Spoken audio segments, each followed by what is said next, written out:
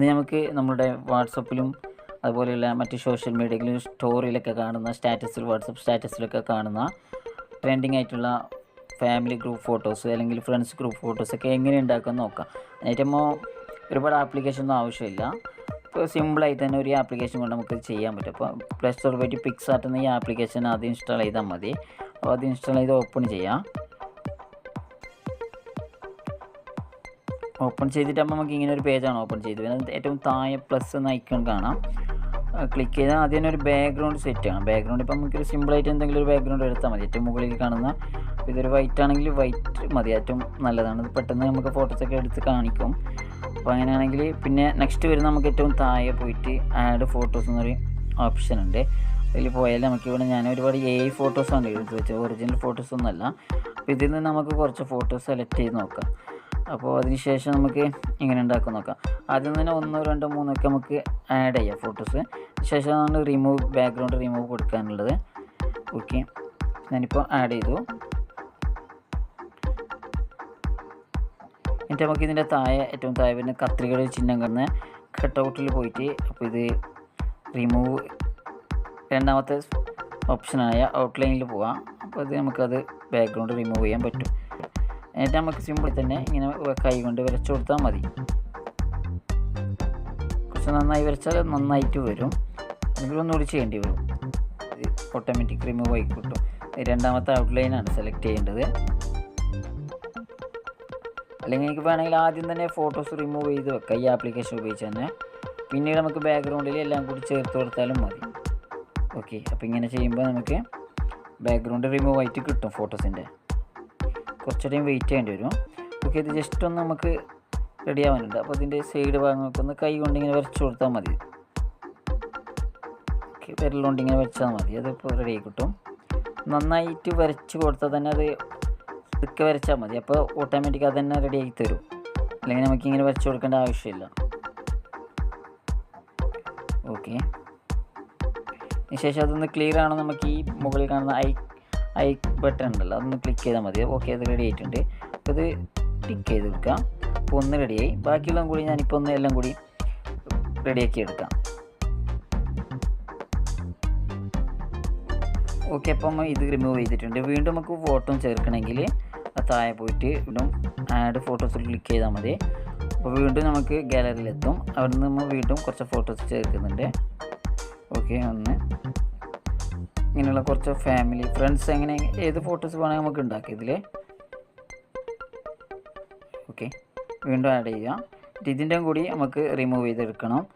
Okay, അതൊന്ന് remove ചെയ്യാം നമുക്ക്. ഓക്കെ, അപ്പോൾ നമുക്ക് ഫോട്ടോസൊക്കെ ലാസ്റ്റ് ഈ ഫോട്ടോസും കൂടി ബാക്കിയുണ്ട്, അതും കൂടി നമുക്ക് റിമൂവ് ചെയ്യാം. ബാക്ക്ഗ്രൗണ്ട് റിമൂവ് ചെയ്യാം.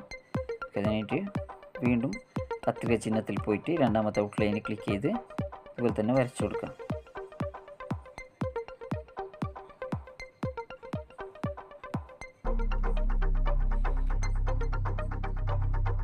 ഓക്കെ, അപ്പോൾ നമ്മൾ ഫോട്ടോസൊക്കെ ഒന്നുകൂടി കറക്റ്റാണോ നോക്കണം. പിന്നീട് കുറച്ച് ഭാഗങ്ങൾ വരാനുണ്ട്. അപ്പോൾ അതും കൂടി കൈ കൊണ്ട് ഇങ്ങനെ വരച്ചു കൊടുത്താൽ മതി, റെഡി ആയിക്കോളും. ഓക്കെ, ഫൈനലായിട്ടൊന്ന് ചെക്ക് ചെയ്തിട്ട് ഓക്കെ കുറച്ചും കൂടി വൃത്തിയാക്കി കൊടുക്കാൻ വേണമെങ്കിൽ. അപ്പോൾ തൽക്കാലം ഇപ്പോൾ വീഡിയോയ്ക്ക് വേണ്ടിയിട്ട് ഇങ്ങനെ കാണിക്കുന്നുണ്ട്. അപ്പോൾ ഇതൊക്കെ നമുക്കൊന്ന് റെഡിയാക്കി എടുക്കണം. അപ്പോൾ ആദ്യം തന്നെ നമ്മത് ഒന്ന് സെറ്റ് ചെയ്തെടുക്കണം ഇതിന്. ഓക്കെ,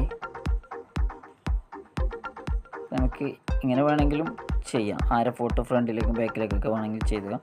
അപ്പോൾ ഇത് ഞാനിപ്പോൾ തൽക്കാലം ഇങ്ങനെയൊക്കെ കാണിക്കുന്നുണ്ട്. അപ്പോൾ ഇതൊന്ന് കുറച്ചും കൂടി മുകളിലോട്ടാക്കി സ്ക്രോൾ ചെയ്ത് ഇത് തിരിക്കാനും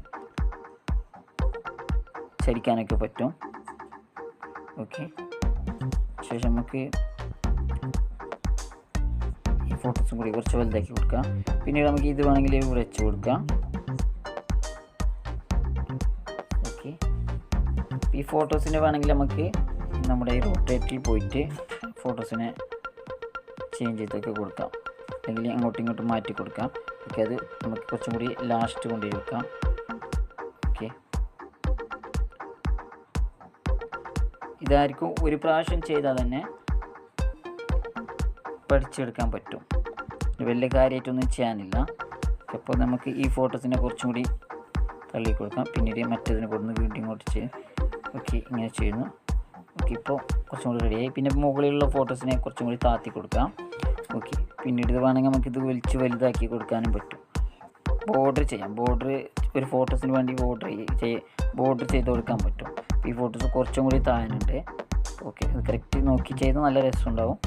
ഓക്കെ, അപ്പോൾ പിന്നീട് നമുക്കിത് ഒരു ഫോട്ടോസ് എടുക്കാം. അതിനിങ്ങോട്ട് സ്ക്രോൾ ചെയ്യുമ്പോൾ ഇതിൽ ലാസ്റ്റ് ഒരു ബോർഡർ കാണാം. ബോർഡറിൽ പോയിട്ട് നമുക്ക് ബോർഡർ കൊടുക്കാം. അതിപ്പോൾ ബ്ലാക്ക് റെഡ് ആണെങ്കിൽ നേരെ കാണും. അപ്പോൾ റെഡ് ചെയ്തിട്ട് ബോർഡർ ഇങ്ങനെ ചെയ്ത് കൊടുക്കാനും പറ്റും. അല്ലെങ്കിൽ അത് ബ്ലാക്ക് വേണമെങ്കിൽ ബ്ലാക്കിലിട്ട് ബ്ലാക്ക് കളറാവും. ഇനി ഏത് കളർ വേണമെങ്കിലും നമുക്ക് ചെയ്തെടുക്കാം. തൽക്കാലം ഇതിന് ബോർഡറിൻ്റെ ആവശ്യമില്ല. എന്നാലും ഇപ്പോൾ ഇതൊക്കെ ഇങ്ങനെ ചെയ്തിട്ട് നമുക്ക് ഇവിടെ എന്തെങ്കിലും എഴുതാനുണ്ടെങ്കിൽ ടോപ്പിലായിട്ട് താഴെ കാണുന്ന ടെക്സ്റ്റ് എന്നൊരു ഓപ്ഷൻ കാണാം. അത് പോയിട്ട് നമുക്ക് ഫ്രണ്ട്സ് ആണെങ്കിൽ ഫ്രണ്ട്സിൽ, ഫാമിലി ആണെങ്കിൽ ഫാമിലി എന്ന് എഴുതി കൊടുക്കാം. ഫ്രണ്ട്സ് മലയാളം ഇംഗ്ലീഷ് എന്ത് വേണമെങ്കിൽ നമുക്ക് ടൈപ്പ് ചെയ്ത് കൊടുക്കാം. ഇവിടെ നമുക്കത് വലിച്ച് അക്ഷരങ്ങളിൽ ചെറുതാക്കാം വലുതാക്കാം. ഇപ്പോൾ വൈറ്റ് ആയതുകൊണ്ട് കാണുന്നില്ല. അപ്പോൾ താഴെ കാണുന്ന കളറിൽ പോയിട്ട് ബ്ലാക്കോ എനിക്ക് ഇഷ്ടപ്പെട്ട ഏത് കളർ വേണമെങ്കിൽ സെലക്ട് ചെയ്യാം. ഓക്കെ, ബ്ലാക്ക് ആണെങ്കിൽ പിന്നെ ഫോണ്ട് സ്റ്റൈലുണ്ട്, നമുക്ക് മാറ്റാൻ പറ്റും. മലയാളം ആകുമ്പോൾ അത്ര വലിയ ചേഞ്ച് ആയിട്ട് കാണില്ല. ഇംഗ്ലീഷൊക്കെ ആണെങ്കിൽ അത് ഓരോ മാറി മാറി വരുന്നത് കാണാം. ഏതായാലും നമുക്കിപ്പോൾ തൽക്കാലം ഇങ്ങനെ കൊടുത്തിട്ട് സേവ് ചെയ്താൽ മതി, അത്രയേ ഉള്ളൂ. ഓക്കെ, സേവ് ചെയ്തിട്ട് നമുക്കത് മുകളിൽ കാണുന്ന ഡൗൺലോഡ് ബട്ടൺ ക്ലിക്ക് ചെയ്താൽ ഡൗൺലോഡ് ആകും. പിന്നെ നമുക്കത് ഉപയോഗിക്കാം. Thank you. ഇതുപോലുള്ള അറിവുള്ള വീഡിയോകൾക്കായി ചാനൽ സബ്സ്ക്രൈബ് ചെയ്ത് കൂടെ നിൽക്കുക.